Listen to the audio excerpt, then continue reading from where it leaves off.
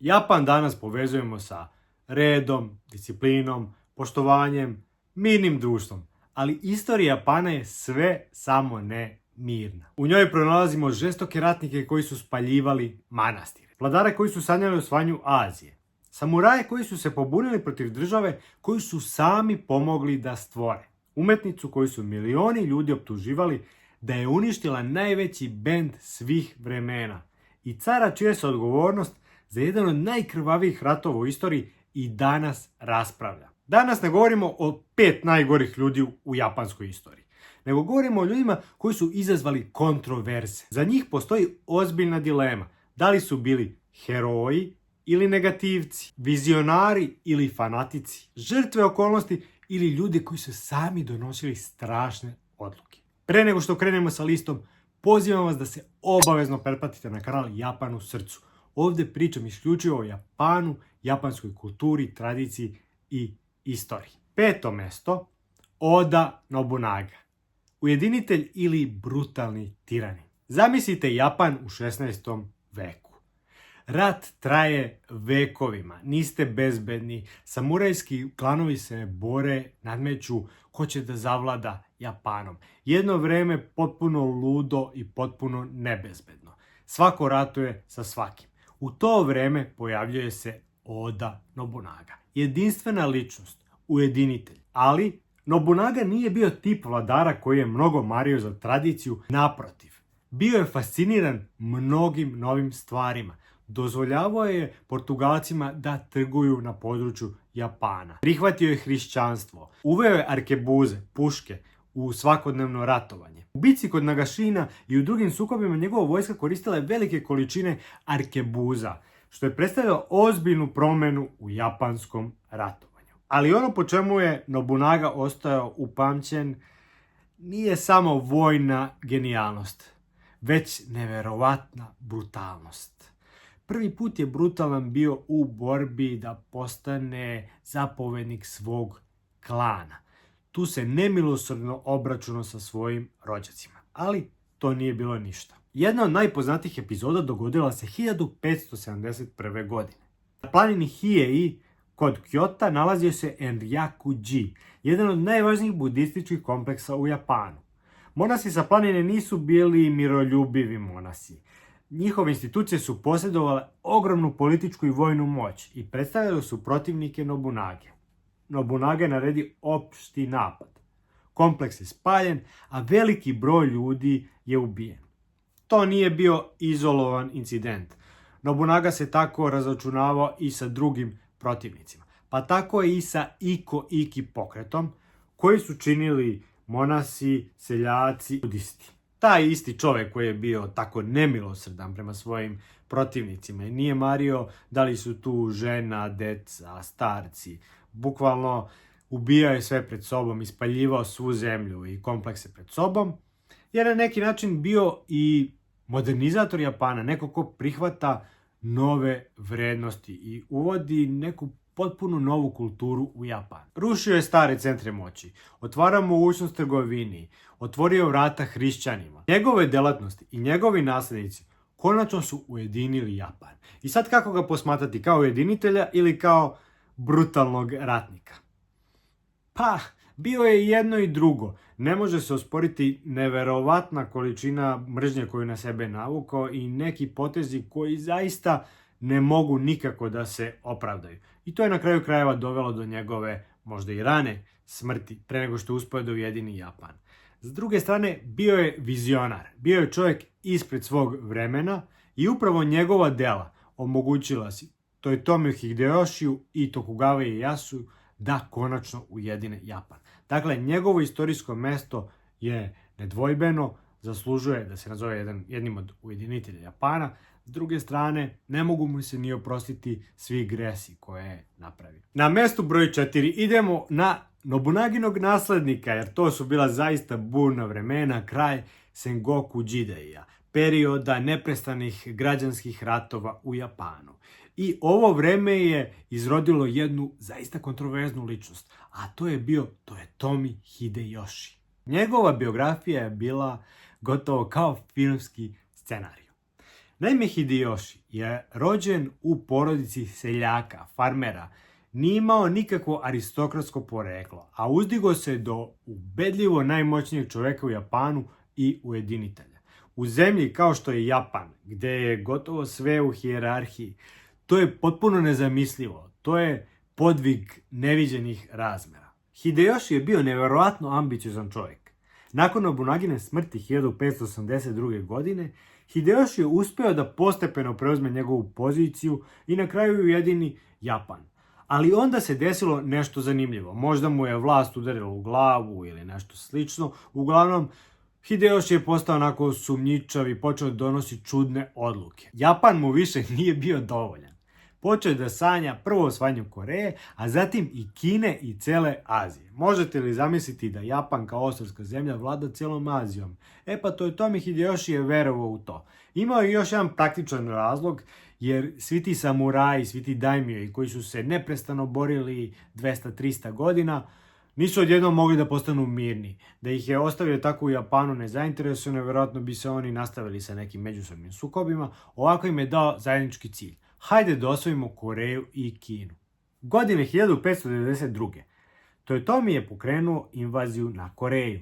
Njegov plan je bio mnogo veći od obične vojne kampanje. Želeo je da Japan postane dominantna sila u Aziji. Njegove ambicije su bile ogromne, ali rat u Koreji je bio izuzetno brutalan i loše se odvijao po Japan.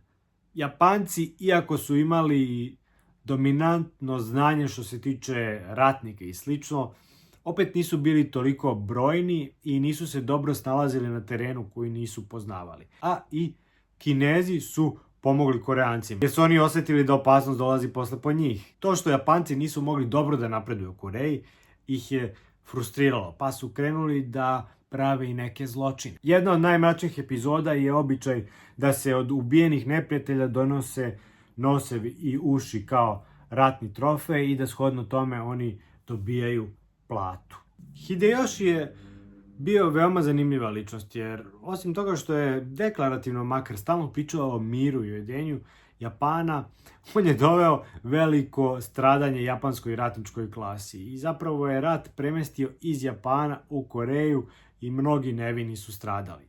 U Japanu ujedinitelj, izvan Japana osvajač. Još jedna kontroverzna stvar, iako je potekao od seljaka, Hideyoshi je potpuno neobjašnjivo zabranio svakom sljedećem ko je bio sličan njemu, dakle ko nije poticao iz samurajskih klanova, da se uzdigne na vlast. Faktički svima je zabranio hijerarhijsko napredovanje. Evo još jedan moment da biste bolje razumeli Hideyoshi, ili da ga ne biste razumeli. On je obožavao ceremonije. Jedna od ceremonija koje je volao je svakako bila ceremonija čaja. I on je to podigao na neki nivo savršenstva. I sad zamislite čovjeka koji je odlučio o životu i smrti hiljade ljudi da tako lagano uživa u ceremoniji čaja. Ali to nije bilo nešto neobičajno za japanske šogune. Ipak Hideyoshi zbog svog skromnog porekla nije nikada mogao da bude šogun, te se zadovoljio titulom Taika, od koje potiču današnji tajkuni. Da li je bio genije koji je ujedinio Japan? Da. Da li je bio imperijalista čije su ambicije proizvele ogroman rat i velike žrtve? Da. Na mestu broj 3 idemo na malo novije samuraje, odnosno poslednje samuraje.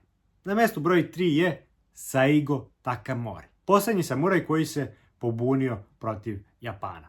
Ako ste gledali film Poslednji samuraj, onda vam je poznato ko je bio Saigo. Jer na bazi njegovog lika je formiran lik u filmu koji glumi Ken Watanabe. Dakle, ne Tom Cruise, nego Ken Watanabe. Ali stvarni Saigo je bio mnogo kontroverzniji nego lik u filmu. Naime, on je, bio lojalan caru i bio je carev učitelj na neki način, što je obrađeno u filmu. I on je pomogao zapravo caru da sruši stari poredak. Jer Japanom su do dolaska cara Meidžija vladali šoguni. I Saigo je zapravo sam sebi zabio nož u leđa, jer šoguni su bili predstavnici vlasti samuraja. Oni su bili njihovi gospodari i neko ko je vodio tu ratničku kastu. Ako je on odlučio da smeni šogune, na taj način je zadao smrtonosni udarac samurajima. Međutim, on očigledno toga nije bio svestan. I kada su šoguni poraženi i car de facto zavladao Japanom, u modernom Japanu nije bilo mesta za samuraje koji su išli sa svojom katanom i sekli okolo ljude koji im nisu po volji. Moraju da se uspostavi neki red. Kada je Seigo to video kuda sve vodi, on je odlučio da ipak okupi preostale samuraje i da se pobuni protiv tog istog cara. Naravno, on to nije rekao na taj način, nego se bunio protiv onih loših savjetnika. Oni su se ujedinili, krenuli su sa ostrva Kyushu i boga mi taj ustanak uopšte nije bio toliko naivan, ali nije imao nikakve šanse da uspe, jer su se samuraji sa mačevima i lukovima susretali sa vojskom koja je bila moderno naoružana. Seigo je, kad je vidio da je poražen, uradio ono što pravi samuraj treba da uradi, izvršio se puku, odnosno ritualno samoubistvo. Priča o Seigu nije samo priča o posljednjem samuraju, to je priča o tome šta se dešava kada se tradicija sudari sa modernim. I da li neko ko zapravo govori da želi da postane modern, to stvarno istinski hoće. Na poziciji broj 2 imamo jedinu ženu na ovoj listi. A pogađate, ona se zove Yoko Ono. Da li je zaista ona rasturila Beatlese? Iz samurajskih priča prelazimo u potpuno jednu drugu oblast i u moderno vreme. Muzika. Beatlesi su jedan od najvećih bendova u istoriji. A Yoko Ono je jedna od najkontroverznijih žena 20. veka. Ako ste ikada slušali priču o Beatlesima, sigurno ste čuli onu priču da je Yoko Ono uništila Beatlese. Da li je to zaista tačno? Ona je bila japanska avangardna umetnica i sa Johnom Lennonom se prvi put srela 1966. u Londonu, dok su Beatlesi već tada prolazili kroz neke unutrašnje probleme. Međutim, za fanova je slika bila gotovo savršena. Četvorica Beatlesa, drugari, druže se, ali pored Johna Lennona sedi Yoko Ono. I odjednom Beatlesi se raspadaju. Ali stvarnost je mnogo komplikovanija. Brian Epstein, čovjek koji je praktično vodio Beatlese kroz njihov najveći period, umro je 1967. godine. Bend nije imao istu vrstu vođstva, članovi su imali različite umetničke interese, što se i pokazalo u kasnijem periodu.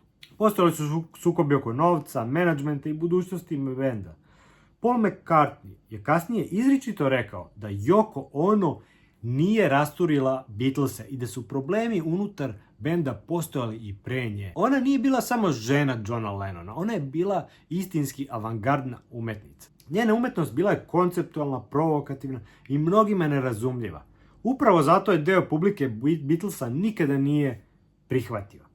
A njen odnos sa Lennonom dodatno učvrstio njen imidž žene koja je ušla i napravila razdor između četvorice Beatlesa. Da li je Yoko Ono stvarno uništila Beatlese? Ili je samo lice koje je prikazalo one probleme koji su i ranije postojali? Ona je možda bila katalizator, ali nije bila jedini uzrok. Na poziciji broj 1 mora da bude car. Jer pričamo o Japanu, dakle mora da bude japanski car. A to je car Hirohito. Car koji je vladao Japanom u najkontroverznijom periodu istorije Japana. A to je, pogađate, Drugi svjetski rat. Međutim, on je vladao u periodu i pre Drugog svjetskog rata, a i u periodu posle Drugog svjetskog rata. I vidjet ćete zašto je to zanimljivo. Glavno i ključno pitanje, da li je Hirohito odgovoran za Drugi svjetski rat i sve ono što se desilo Japanu i cijeloj Aziji zahvaljujući delovanju Japana? Hirohito je postao car 1926. godine. Tokom njegove vladavine Japan je postao militaristička sila. Proširio se u Kini i jugoistočnoj Aziji, a zatim je ušao u rat protiv Sjedinjenih Američkih Država i njenih saveznika. Da li je Hirohito bio samo figura koja je morala da potpisuje i odobrava odluke koje su donosili vojni i politički lideri? Ili je zapravo imao mnogo veću ulogu nego što je posleratna slika sugerisala? Dugo godina na zapadu Hirohito je predstavljen kao jedan nemoćni monarh. Nije izveden pred tribunal kao ratni zločinac. Niti je snosio bilo kakvu odgovornost za zločine japanskih generala i vojnika. To nije bila slučajnost. Američka okupaciona administracija, na čelu sa generalom MacArthurom, smatrala je da bi zadržavanje carske institucije moglo pomoći stabilizaciji posleratnog Japana. Hirohito je ostao car, ali njegovo ratno nasleđe nije do kraja rešeno. Decenijima kasnije pojavili su se novi dokumenti i istraživanja koja su dodatno otvorila pitanje njegove stvarne uloge u političkim i vojnim odlukama. Istoričari se i dalje razlikuju u proceni koliko je Hirohito mogao da utiče na odluke, ali savremena literatura ozbiljno osporava jednostavnu predstavu o potpuno nemoćnom caru. A onda dolazi možda najproblematičniji trenutak. Pričamo o avgustu 1945. godine, 2 atomske bombe su bačene na Japan. Japan je poražen. Hirohito se obraća narodu putem radija.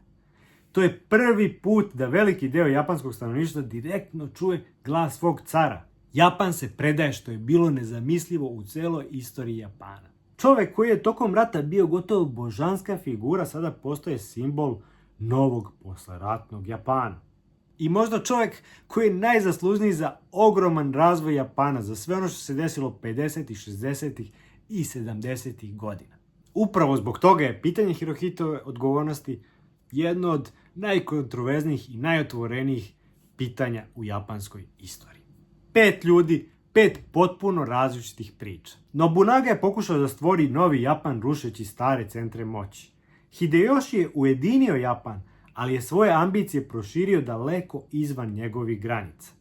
Saigo je pomogao da se stvori moderna država, a zatim poginuo boreći se protiv nje. Yoko Ono je postala simbol jedne od najvećih kontroverzija u istoriji popularne kulture, a Hirohito je ostao na prestolu i nakon jednog od najrazornijih ratova u istoriji, dok se istoričari i dan danas raspravljaju o njegovoj stvarnoj odgovornosti. I možda je upravo to najzanimljivija lekcija. Istorija nije uvijek priča o dobrim i lošim ljudima. Ponekad su najveće istorijske ličnosti bili heroji i negativci, i ujedinitelji i rušitelji. Iza slike današnjeg urednog i mirnog Japana krije se priča o zemlji koja je vekovima prolazila kroz ratove i razne turbulencije. Možda nije dobro pitanje ko je bio dobar, a ko loš. Možda je pravo pitanje da smo živjeli u njihovom vremenu, da li bismo ih vidjeli onako kako ih vidimo danas. Hvala vam na pažnji, vidimo se narednom prilikom.